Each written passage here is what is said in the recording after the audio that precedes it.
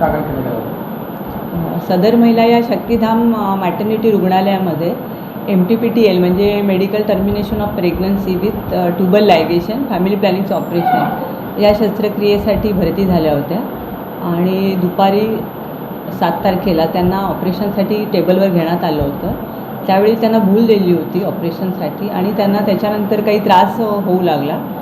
त्यावेळेला मग तिथल्या डॉक्टरांनी त्यांच्यावर उपचार सुरू केले होते आणि उपचारादरम्यान त्या सेटल होत होत्या असंही वाटत होतं, पण काही वेळानंतर परत त्यांना त्रास जास्त होऊ लागला. मग त्यावेळेला फिजिशियन डॉक्टर यासुद्धा उपलब्ध होत्या, पण शस्त्रक्रिया सुरू करण्यात आली नव्हती.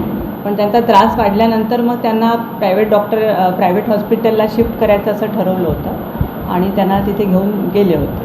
पण त्या दरम्यान त्यांचा मृत्यू झाला. तिथे जे पती आहे त्यांचं असं म्हणणं आहे की तिथे काय पथरी आणि किडनीचं काहीतरी ऑपरेशन होतं, असं काही आहे का? म्हणजे असे सांगून त्यांना बोलवण्यात आलं होतं असं त्यांचा आरोप आहे. नाही, आमच्या आशा वर्कर ह्या सर्वे केला जातो, तर त्यांच्या वेळेला असं आढळून आलं होतं की त्यांनी स्वतः सांगितलं होतं की त्यांना 3 मुलं आहेत आणि त्यांची 5वी वेळ आहे ही आणि हे मूल त्यांना नको आहे. त्याच्यामुळे मग त्या सफाई करण्याबरोबर आपल्याकडे फॅमिली प्लॅनिंगचं ऑपरेशन पण करून देण्यात येतं. तर त्यामुळे तसं सफाई आणि फॅमिली प्लॅनिंगचं ऑपरेशन ह्याच्यासाठी त्या भरती झाल्या होत्या आणि योग्य प्रकारे त्यांची कन्सेंट ज्याला म्हणतो आपण ते सुद्धा घेण्यात आलं होतं. ICU नव्हता त्यात, तो पण एक कारण असल्याचं बोललं जात आहे, त्यामध्ये किती खर्च आहे? आपल्या मॅटर्निटी हॉस्पिटलला आत्ता तरी सध्या ICU सेवा नाही आहे आपल्याकडे उपलब्ध. त्या महिलेला ICUची गरज होती का?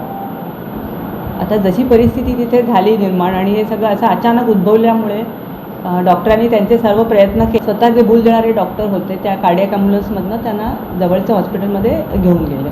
मॅडम, आपल्या महानगरपालिकेमध्ये जे रुग्णालय आहे त्या रुग्णालयामध्ये ज्या महिला डिलिव्हरीसाठी किंवा इतर ऑपरेशनसाठी येतात त्यावेळी कुठल्या कुठल्या रुग्णालयामध्ये ICU रूम आहेत किंवा कशा पद्धतीचं त्यांना ऑपरेट केलं जातं?